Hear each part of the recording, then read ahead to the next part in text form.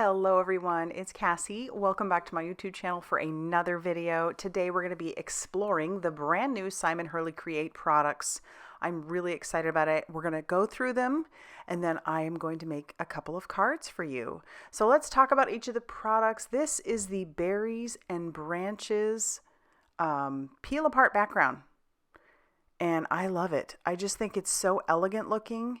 And if you're new to the peel aparts, basically what that means is, yes, it's a background, but you can peel pieces out of it. This one in particular has 8 pieces to it. So what that means is you've got your one big stamp and then you have 7 little stamps that you can pull out and use as a stamp by themselves and then put them right back into place and use it again as a background. They're just so versatile and I love them. And this one especially I think is so elegant. This next one we have is called Evergreens and it is 6 pieces. As you can see, there are 2 stripe pieces, like 2 line pieces of the trees that you can do, and then there are a couple of the trees themselves that you can pull out and use as a separate stamp, which is great. And then we have this darling little stamp set called Polar Penguins. I love those little penguins. I think they're so cute, and there are some fun sentiments in there for Christmas or for winter. And of course, we've got some brand new Lunar pastes. And if you are a fan of the Lunar paste, which you are if you've tried it, I'm just telling you, these are 3 new colors. We've got our Fake Plant, we've got Game Over, and we have Midnight Snack. So let's go ahead and swatch these out. I have 2 pieces of paper. One's black, one is white. We're going to just take our palette knife, the Simon Hurley Create palette knife, and I'm going to just put a little bit on each one of these colors so you can see how beautifully they show up on both the the black and the white paper. I think they're so stunning on black paper for sure, but I think they look equally as beautiful on the white. And so I'm going to even kind of take a blender and a blending foam and kind of blend that out so you can see how that blends out. And then we'll move on to our Fake Plant. And here I am thinking that Game Over is my favorite, but then I took a look at this Fake Plant. Oh my gosh, that green has me feeling some kind of way. I love it. It is so beautiful. Oh, and then I'm going to blend it later, and you're going to see just how pretty it is when it's blended as well. So I'll blend it here, but I'm definitely going to blend it on the card. And it looks just gorgeous on both the black and the white.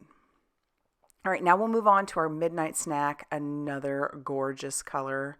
I loved when he came out with these for the ink pads, and now that they're in the Lunar pastes, mama likey, just saying, mama likey. And oh my goodness, I can see going back to these just over and over and over again. And so I think there are 12, there's 15 total colors maybe. I could be wrong on that number, but yeah. And they're all going to obviously go very well together because the inks blend very well together. So these are just, the whole line is amazing.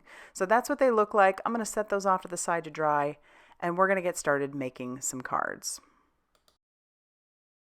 To get started, we are going to stamp out a few of our little images from our Polar Penguins. I've got this little piece of ice, and then we've got the penguins on their sled, and then we've got the one little penguin holding a present. I'm going to make a couple of Christmas cards. We're going to go ahead and get started. Might as well, right? The sooner we start, the better, correct? Yes. So I'm going to ink these up with some blackout ink onto some Express It cardstock. The Simon Hurley Create stark white cardstock works great as well, but this is what I had handy. I will make my backgrounds with the stark white cardstock, but we're just going to stamp these little guys out and then do some very simple Copic coloring on top of that. I'm going to stamp my sentiments as well. We'll go ahead and get all that stamping out of the way. Dashing Through the Snow, loved that. And then this next one just had me giggling because I had to read it a couple times. It's penguining to look a lot like Christmas. Penguining. Oh, that's clever. All right, so we'll color our little ice just using our B21. And then for our penguins, I decided to stick with that kind of a blue. So we've got B40 or 45. That's going to be my base color, my light color. And then I'm going to come in with some B97. I didn't put that up on the screen for whatever reason. With the chows, I tend to just kind of grab and go. I don't think about a whole lot putting them up on the screen because the number isn't on their cap. So I just get color in and forget about it. But yeah, I'm going to go ahead and do blue. Originally, I thought I would do black, but I thought that blue really will make the midnight snack pop a little bit more. So we'll color all of those little guys. They're so cute. They're just so cute. And, you know, if you're looking for other colors to color your penguins, yeah, obviously black and white, those are great. But I have found that blue is a good one if you're using darker blues or even some of the lighter blues. And I think that the purples work really well too. If you're trying to do like a maybe more of a blue-violet purple, that I think works really well. And like I said, it's super simple. I'm really not even paying that great of attention to maybe where the light source would be coming from. And then I'll bring back in that B21 just for some on their belly and parts of their heads. And then I'm going to color their beaks and their feet with the YR23. And then my darker color is YR27. Very simple. Blending that out now. And then for their hats and everything else, we're just going to go with red. So I've got some R29, and then I actually have some R89. That's going to be my darker shade there. I thought about bringing in some green, and then I just decided to leave it with the red, because I don't use a lot of red on the backgrounds of these cards, so this red will definitely make that red pop a little bit better. So I'm happy with this choice. And then I'll bring in like just an R81 for dots for their cheeks. And then I'm going to fussy cut everything out after I color the sled. I forgot about the sled. Now I'm going to fussy cut everything out. So just pretty simple cutting. And it doesn't take me a lot of time. Just trying to leave a nice little white border around the edges of our images. And then when those are all cut out, we'll get started on our first background. So I'm going to bring in this other stencil. This was previously released. This one is called the Whimsical Ovals. And I thought it would make the perfect pond, or not that you'd want your penguin to go across a pond, but either a pond or it could just be some really dark ice. And I'm going to use the mask from this stencil. So I'll stick this down, and then I'm going to use our fake plant ink pad and just ink up our evergreens. And I don't have to ink up the whole stamp because the paper that I've cut down is an A2, which is 4¼ by 5½ inches. Just want to make sure I have enough of that. And all I'm going to do is take my piece of paper with the mask on it and flip that over onto my stamp. Just being careful not to like move it. And then hold it in place and rub so that I can pick up that ink that is on our stamp. Red rubber just works so well when you're trying to do backgrounds like this. And then I'll flip that over and I can pull out my mask, and it did a really good job. So I'll clean up my mess, and then I'm going to bring in a blender brush and a little bit more of that fake plant because I wanted it to be not so stark white on the edges. And I feel like if I blended on the edges, it would kind of bring that down a little bit. So I like that. And now I'm going to bring in the stencil itself. So we used the mask earlier. I'm lining up the stencil on top of that, and I'm going to actually use bigger pieces to cover this because I am using another one of the Simon Hurley Create palettes, or a palette knife, and then palette tool, and the Midnight Snack Lunar Paste. So I'm just rubbing that across, not rubbing, but like placing that onto my palette knife, my palette tool, and then I'm going to rub that across our stencil. I was a little afraid that it went through some of the other holes, and it kind of did, but I ended up covering that with the sentiment.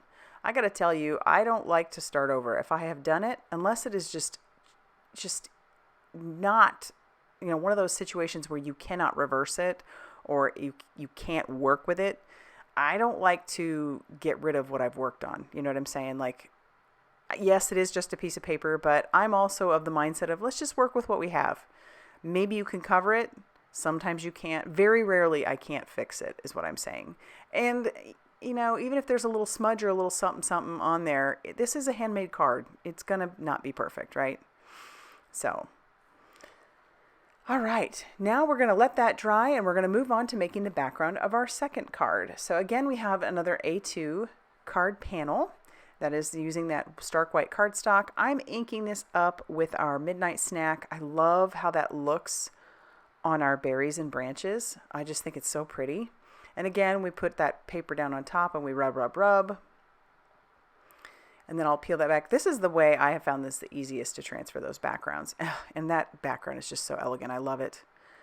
I want to bring in a stencil. This is another previously released stencil. This one's called the Greenery, and I'm going to do my best to tack it down. I have other tools that would have worked really well with this, but for whatever reason, maybe it was laziness, I just decided that this would work. And it sort of did, but it does shift. And again, I get a little boo-boo on my background, but again, I am going to work with it. So I'm going to bring in that fake plant, and I'm going to bring in the sponge, and I am going to blend that onto the stencil. So it'll go right through our stencil, and then this will dry really quickly, but look at how transparent that is when it's put down so lightly. So here's where my stencil moves, and I will definitely have some smudges in the background, but I don't care. I'm going to work with it. Just work with it. Unless it's, like I said, just too hideous and you can't work with it, then don't. But I don't really like to start over if I don't have to. All right, so I'll clean up my mess, and you can see it's ghosted pretty bad. But I've decided I'm just going to put my image over the top of it. So, whatever. And now we're going to bring in our game over Lunar Paste, and I'm going to watercolor with it. I figure we have those berries on the background. I'll just pick some of that up with a paintbrush, put that into that water that I squirted on my glass mat, and then we'll just paint our little berries. So now we have all three of those colors on that background. And again, you can see how beautifully they play together. I love it so much. But yeah, this is another fun thing that you can do with the Lunar Paste. You can watercolor with them. You can blend with them. You can just spread it right on. You know, Simon Hurley has done some amazing things with these pastes. It's like, and they fill these jars so full, you're just not going to run out, and it's not going to dry out. I mean, unless you leave the cap off. Like, this stuff it's solid. I love it. It's beautiful. It's shimmery. It's just makes me happy, right? And we want to be happy when we go in our craft rooms. So I'm going to heat set these just to make sure they're good and dry. It doesn't take long at all for them to dry. They are.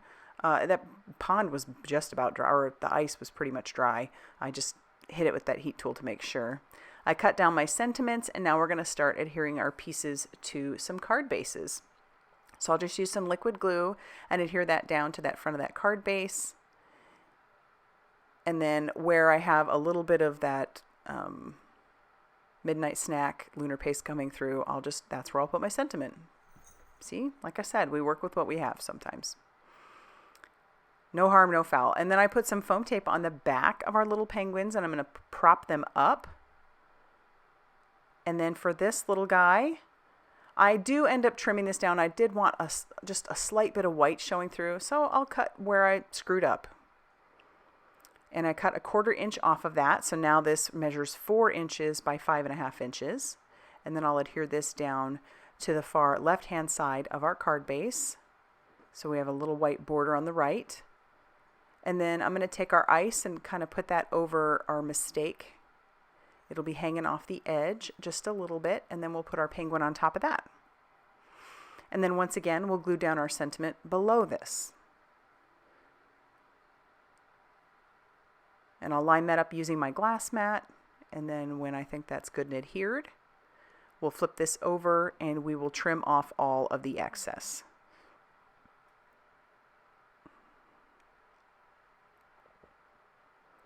And then, of course, I do need to do a little stamping on the inside, so I grabbed out this cute little penguin and our sentiment, and I do it for both of them. I use the same thing for both of them. And it says, "Have a super cool Christmas." Very cute. So now I've got 2 Christmas cards all ready to go. Everything I used is linked down below in the description box if you want to go check it out. If you liked this video, be sure to hit the like button. Definitely consider subscribing if you haven't already done so. And thank you so much for spending some time with me. I definitely feel all the love that you guys give. Thanks for stopping by, and I'll see you soon in another video. Bye, everybody.